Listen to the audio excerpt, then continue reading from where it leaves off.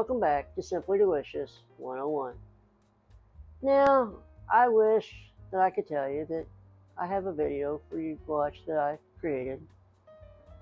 Unfortunately, I hurt my arm while doing an episode, and I didn't get one done. And for that, I am so sorry, and you're welcome. What do you mean you don't know why? Oh, my protege, top sous chef, and social media manager, asked if she could do a video. She wanted to help me out. Watch the video, show her some love, give her comments, and if you're wondering what her credentials are, she's been studying with me. So, she's highly qualified. She probably makes for a better host. I'll let you decide. So, I'm going to shut up, and I'm going to let you meet her. Thanks for watching. Hello friends, and welcome back to Simply Delicious 101.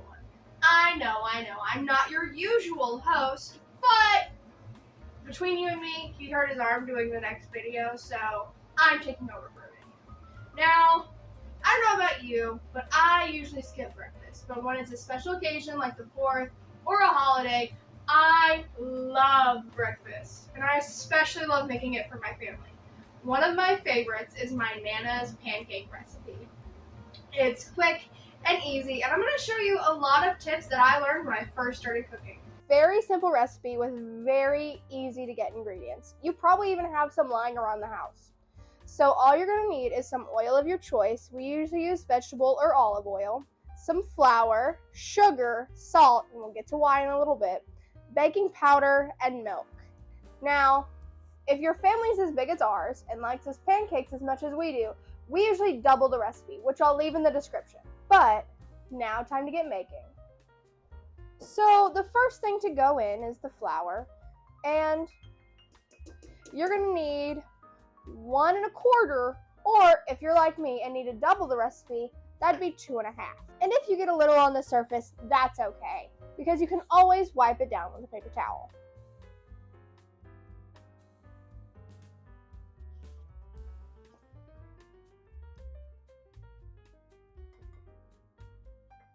Pancakes aren't an exact science. If it's too liquidy, add some more flour. If it's too dry, add some more milk. It's okay.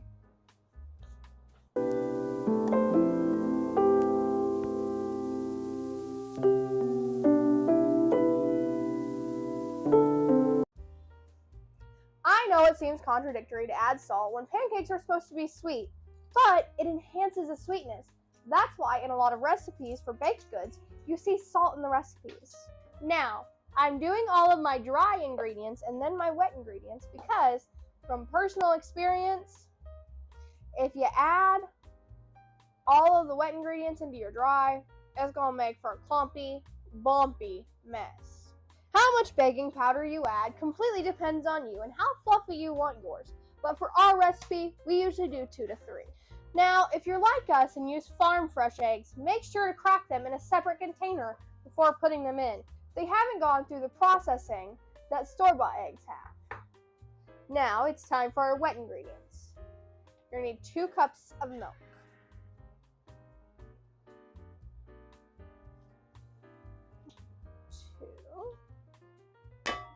Now you're also going to add your oil.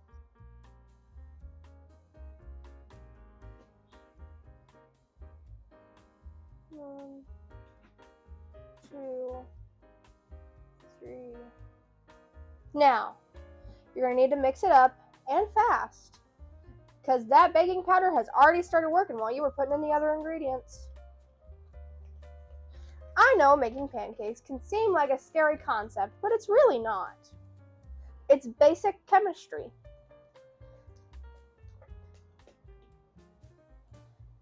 Baking powder gives it that light and airy texture that everybody loves.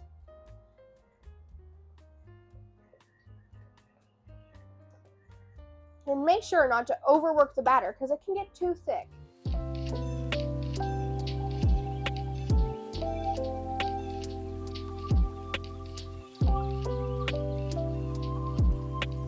Now, This is the right consistency. Kind of gloppy, but kind of smooth.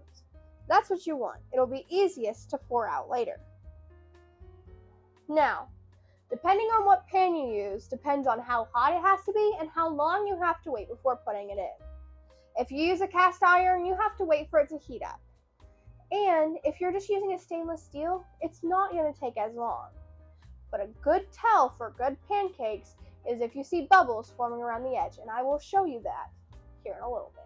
Now that we have our base, we can add whatever we want, or we can leave it just as is. Now, one of my special little guys asked for chocolate chips for this 4th of July.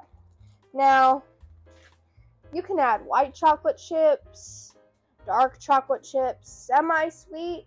Heck, you don't even have to go the chocolate route. You can add fruit. We've done blueberries, strawberries, dehydrated bananas even. The possibilities are endless. Or you can just leave it as is and eat them plain. Just sticking some syrup on that bad boy, syrup and butter, or if you're like my Nana, you can add peanut butter, which makes it even better. Now, what my family likes to use is a good old griddle pan. This was also used in the grilling video for the bumps on this side, but you can use the flat side for pancakes, or if you're like my dad, for the eggs that go on top of your pancakes. Now, we're going to turn our burners on because it's going to span on 2 burners. You can't just have one very, very, very hot side and one freezing cold. So you're going to have to turn on both burners. If you're like us and you have one burner that's hotter than the other, put that one on a lower setting so they can both be about even. Now, you don't have to have a huge, gymongous flipper like we do to make your pancakes, but it is helpful. A normal metal one will be fine. Now, the thing to remember, especially when working with cast iron, once it gets hot, it stays hot, and it's very hard to cool it down. So you have to make sure to be extra careful. Now we're going to start by oiling up this bad boy. That is always step number 0. Now I suggest having a spoon or a ladle to ladle out your batter. Now, we're going to spread around our oil so the entire cast iron is covered.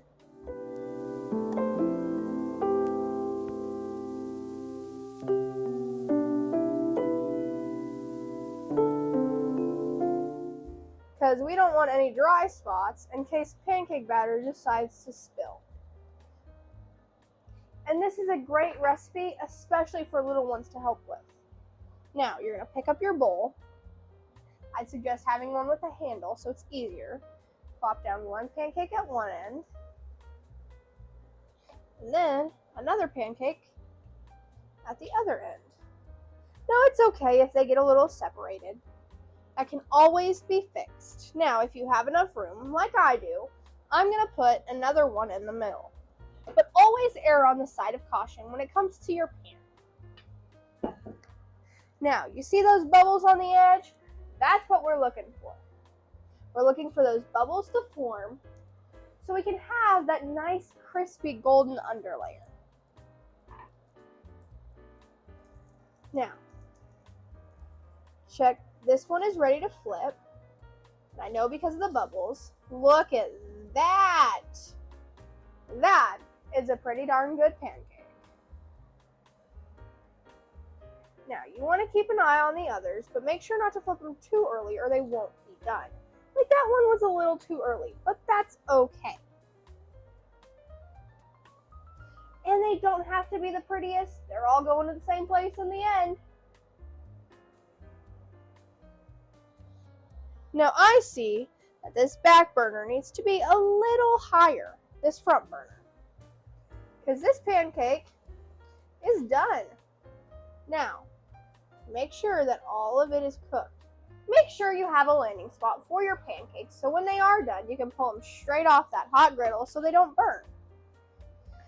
Now, what we like to do is add a little more oil in this spot and drop some more batter. And keep that going until all of your batter is gone.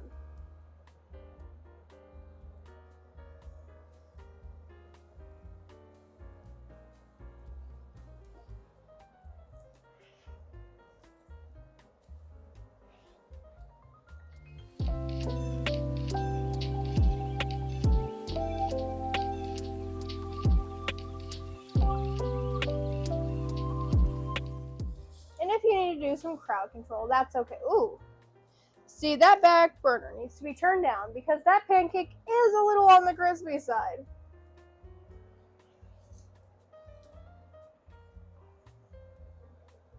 But it's better to have an extra crispy pancake than an underdone pancake. In the wise words of my Nana. Now that we're done, I got some hungry people to feed and a burner to clean up. Now, I hope you guys enjoyed this, and stay tuned for the next adventure.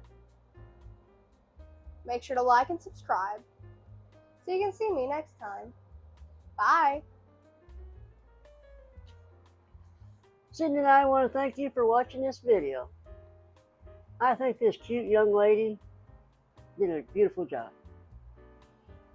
So, do us a favor, hit the like and subscribe, and show this young lady some love. I thought she did pretty good considering it was her first video. A lot better than I did. And if you want to put it in the comments, she'll see it. She is social media manager, right? So, we'll see you back here for the next adventure. Thanks for watching, and we hope you enjoyed. Thank you.